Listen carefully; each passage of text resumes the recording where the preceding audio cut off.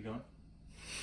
Love like you never grew up and live like you just get one tonight. We're kings and queens. One blink and it's over. Wake up and we're older tonight. We're kings and queens. Okay, we're back. We promised we'd be here. Here we are. This is really cool because you get to do one prep for 2 different meals to finish. With some of the chicken we've already cooked, we are going to take an onion. We're going to take some heirloom carrots. Or just regular carrots. Or regular carrots are fine. These are going to be the base for both our chicken on the cloud and our chicken pot pie. If you make a little bit extra sauce and filling for the chicken pot pie, you can actually use that to make chicken on the cloud. And it makes a really wonderful meal. So, what? Why are you laughing? I don't know. Was that not good? Yeah. Beep! Do it again! I don't even know what's funny. I just am laughing. So you take your onion.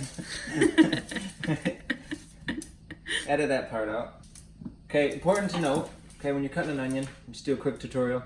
You got your root end and your stem end. Okay, first thing you want to do is cut a little part of both end off.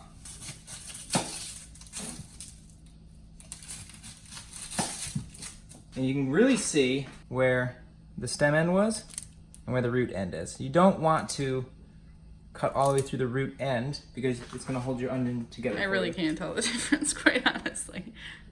What's the difference? So you've got the nice large circles that are the stem end, and then you come down here, you can kind of see the more dark opaque root end. And that's how you're going to know. Peels aside, you cut right down the middle. So you got your 2 halves, and it's really easy at that point to just peel off the rest of the peel. Don't feel bad about taking a couple layers off because onions are cheap, but try not to waste.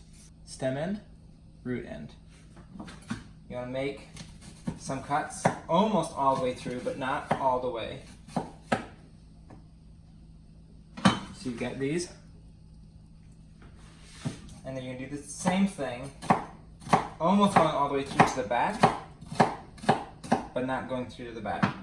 So now we have both styles of cut. So now it's easy to come through and cut your dice. Now when you get to the last slice, since you didn't go all the way through, give it a rough chop. And then you have this. The main thing with your carrots is you don't want them to turn on you. So make sure you tuck your thumb and grab it with your fingers. And we're going to do a rough chop on this because it's going to be for pot pie. And then when it gets too big, cut off the stem end, cut it in half, and you come back through. Now you're going to do that with the rest of the carrots and the rest of the onion, and then you're going to be ready to go.